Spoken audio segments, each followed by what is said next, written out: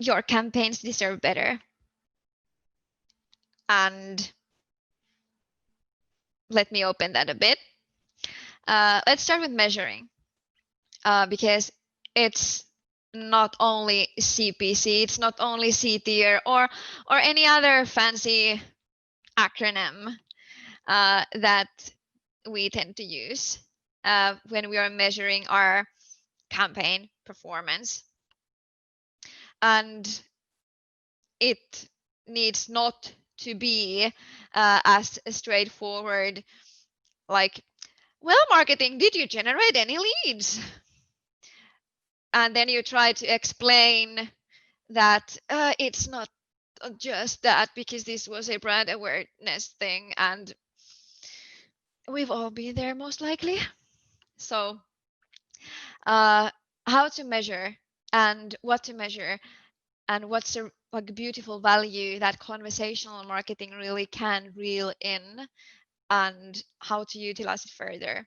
So one thing you can and should measure when having these conversational setups in your campaigns would be what kind of interactions the people have had.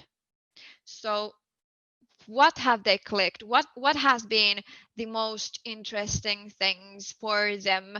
If you have given them like predefined options, is there a top 1, top 2, top 3 of the options that have been clicked the most?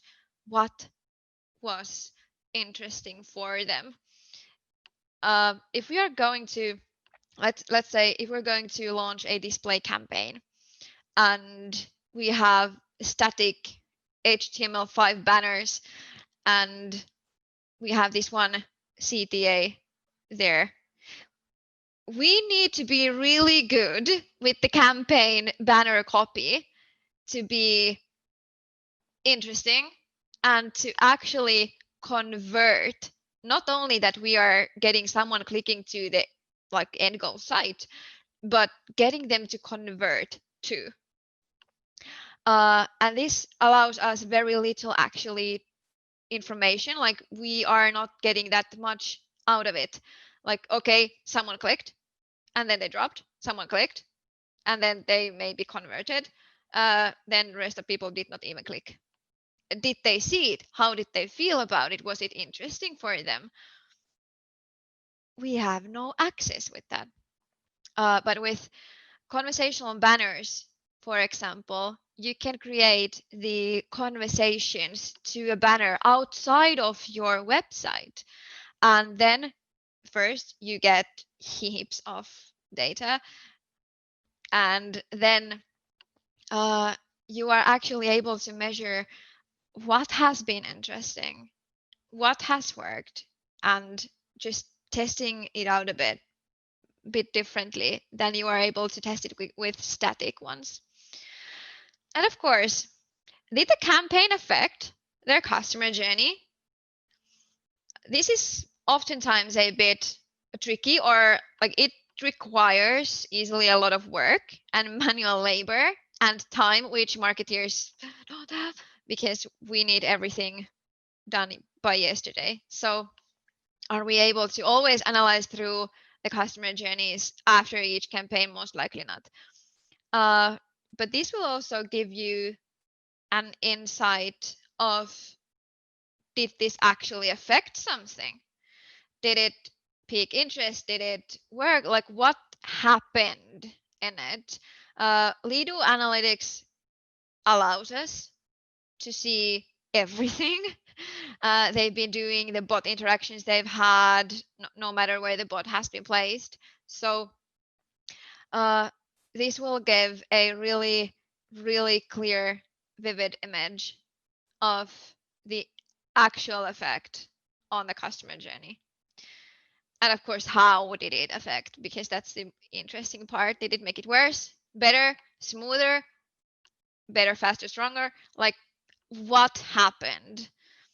And of course, like cascading down from that, what did they do besides interact with the campaign? Did you get like any other kind of conversion? Did you get newsletter signups? Did you get event signups? What did you gain? Was there something else? And of course, with the individual data and the company data you can get, you are able to analyze a lot of things. But just as a important pointer, whenever I talk about data, it's easily kind of garbage in, garbage out kind of situation. So let's avoid that. And with conversational marketing and bringing the conversation to campaigns, it's easier and gets really, really easy to really avoid the unnecessary data and the data that does not actually even provide you with real information, but you will get really, really important business relevant data. But okay, of course, measuring is just one part of campaigns. Then optimizing and getting better each time. So I bet everyone has done at least some kind of optimizing, and if not, you most likely have worked alongside with someone who has done something similar to this. With conversations, when you have all the dialogue data at your disposal, you will get that in-depth customer behavior data from different platforms, and you are able to analyze that in one place, which is beautiful, since in most cases there can be data studios, there can be Adobe Analytics studios, then there's different providers providing different kinds of things. But it's awesome and time saving and brain cell saving even when you have all the data in one place, or maximum two. And then of course, when optimizing, did we meet the goals with the previous campaign? What would we want to learn next? What are we going to achieve?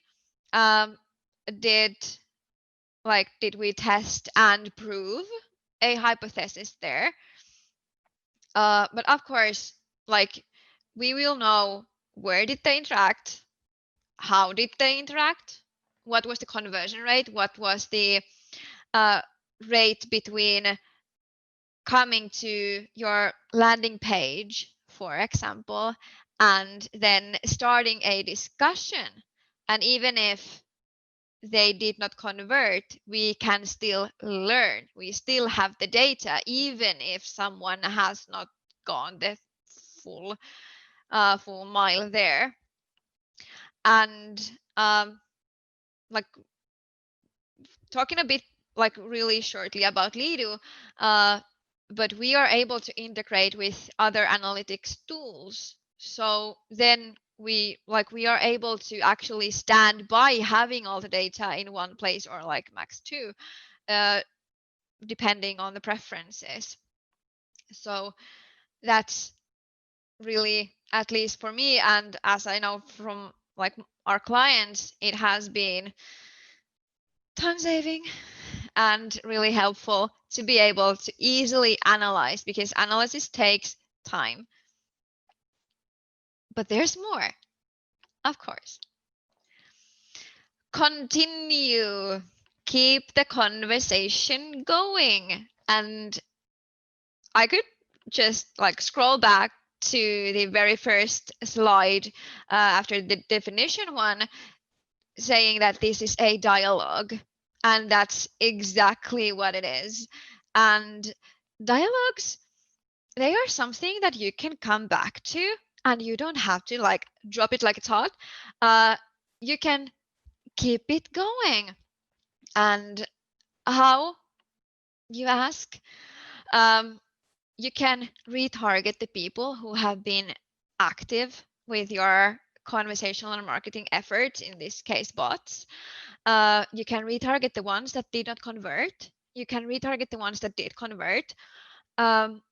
It's awesome because you have the access to the people, and you can be, yet again, really relevant for them. You can be really timely. You can be in the channels they want to use, and you will be relevant at all times.